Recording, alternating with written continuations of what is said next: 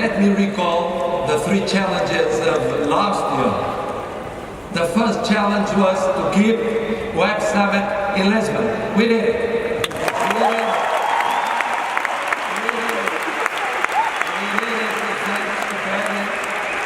Thanks to Faye.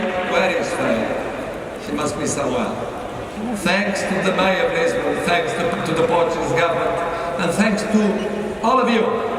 All of you. Thank you very much.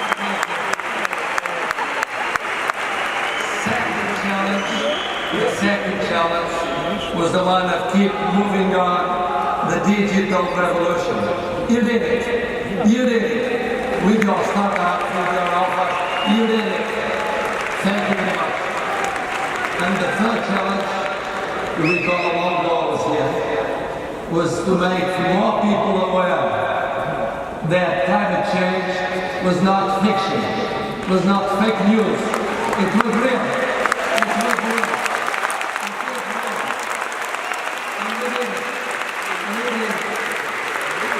And now this year, we have also three challenges ahead.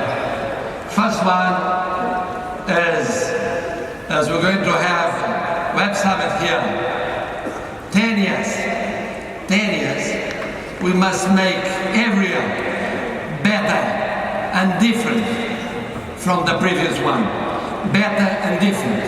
And more than that, we must create here a platform, not just one event for 4 days, but a permanent digital platform.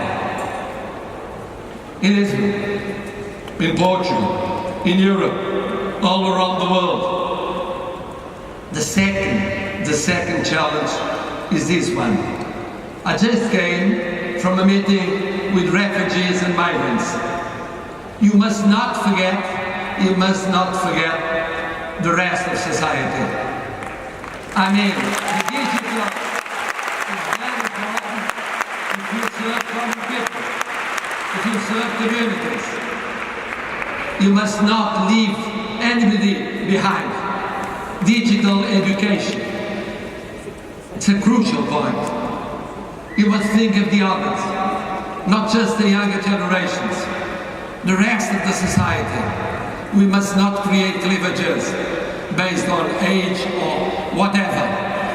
And the third and main and tougher challenge this year is that digital is about freedom.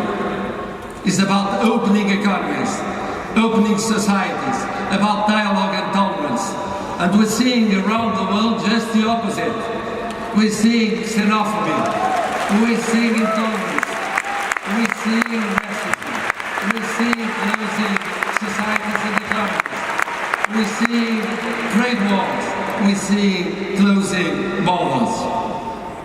It's up to all of us, all of you, to use the digital revolution for dialogue, for peace, for opening societies and economies. And that's the change. It is hard, it is tough, because this wave that is crossing the globe is a wave that will take 4 years, 6 years, 8 years, I don't know, for how long. But it's the opposite of the digital revolution. The opposite of the meaning of the digital revolution. That's why we must fight for the values and the principles, for freedom, for multilateralism, not unilateralism, for peace, for something that is worldwide living. And that's the message. That's the message. You must take that message all across the world. Not leaving just your message for yourself. Of course, you are in a sense pioneers, you are in a sense heroes, you are in a sense leaders in the present and the future. Don't forget the rest of the society. And please, help to create a better world. On behalf of all Portuguese, on behalf of Portugal, thank you very much. See you next year.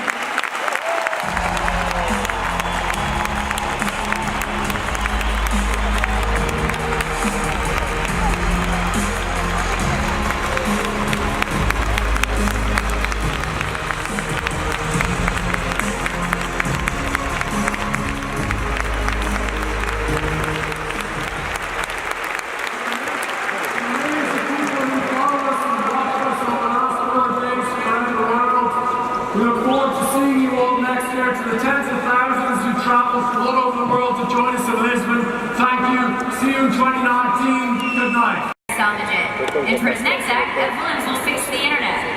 Quite the characterization. So, like, where's your cape, first of all? And is this what you're trying to do? Save the internet? Save media? Is this it? I get accused of trying to save the internet a lot. Those aren't my words. I did say it was broken, but I didn't say I personally was going to fix it. I think a lot of people are trying to make it better. It's also great in many ways, but I think that what I'm particularly focused on is the incentive structure around publishing, really, and about idea dissemination, creation of high-quality content, stories, how those get created, incentivized, and spread to people is what we're trying to focus on in media. Well, and so tell me, Medium has gone through many different iterations, right? So we're almost at like Medium 3.0, right? Would that be the... It's mostly the same since day one. So what does it look like now? Medium's been around for 6 years. It's been an open publishing platform from day one, meant to be a clean, well-lit place to share ideas and stories. And we started focusing on subscription as the business model about a year and a half ago, almost 2 years now. Beginning of 2017 is when we announced our intention to do that. In May of 2017, we fully launched our subscription, and we've been focused on that since then. The core of the product has remained the same. What we've added is a paywall and a subscription, and that's created this new feedback loop where every month more and more people subscribe, we're spending more and more money on content, and that's going very well. You talk about this feedback loop. Patty mentioned this when he was talking, this attention economy, this idea that screaming, yelling is optimized, is rewarded, and all these things are now happening. So if you could look at it and say, all right, this is what needs to change in order to get us out of this cycle, what do you think it would be? Well, I think the fundamental problem that we're focused on is a microcosm of one of the biggest problems in society, which is simply that we've created a world in which attention is rewarded in quantity, and meaning it's not the quality of the attention, it's not how you make people feel, it's whether you get their attention. And we've optimized the systems, both traditional media, social media, online and offline, where attention is rewarded, and it's what we can measure is rewarded. And we can measure whether people are paying attention by what page their browser is on, or what social media they're liking. But we can't actually measure how they feel. We can't measure if they're getting smarter. We can't measure if they're understanding the world better. And so we've really created this system in society where the class clown, or the disruptive kid in school who's very effective at getting attention but not effective at helping people, that becomes the winning play. And it's throughout from social media saying, well, how many likes did you get on that statement, or how much just eyeballs did you get if you're creating media. And obviously, if you create a system that rewards attention, the easiest way to get attention is to be a bad actor. And so that underlies our media ecosystem, that underlies our political system, and it's degrading society in so many ways. So what do you think, let's look down the road 10, 15 years, what do you think does the media landscape look like if we solve this? If we solve this, I think what I'm excited about right now is we're seeing the beginning of a transition away from a pure attention economy at least for publishing and for other types of media. I mean, if you look at what's happened in television, I think it's encouraging, because there is 15 years ago, reality TV seemed to be the epitome after however many decades of TV evolving. It's like, oh, this is what we have now, and people like it. And obviously that still exists and people like it, but that was a result of what's the cheapest way that we can get attention. That's what an ad economy will get you. And now we live in this other world where that still exists, and there's a whole new art form of deep narrative storytelling that is much richer in production and quality than ever existed before, because the business model changed. And so on the internet, we're still in the reality TV phase a little bit, but there's going to be a premium side that's going to be much better than anything we ever saw before. And I think it's going to be a great time for storytelling, for journalism, for new content forms that actually aren't even sustainable with ads only, because the market is being retrained and people are starting to pay. Almost like a model that's similar to Spotify or Netflix. Yeah, I think there will be similar things to that. I mean, subscription works very well. It's a good business model. It makes sense to people.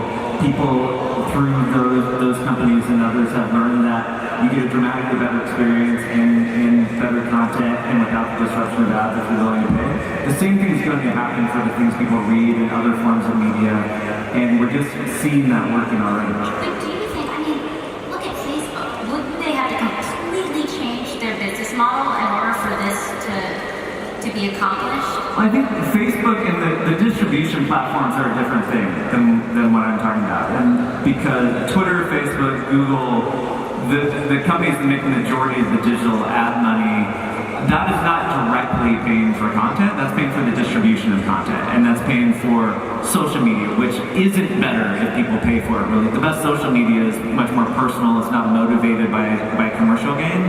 And so I'm talking more about the publishing in particular, but I think all types of professional media are benefited from a subscription. What if we look to the future and great information is what we have to pay for? Do you worry that we almost have I always like to put on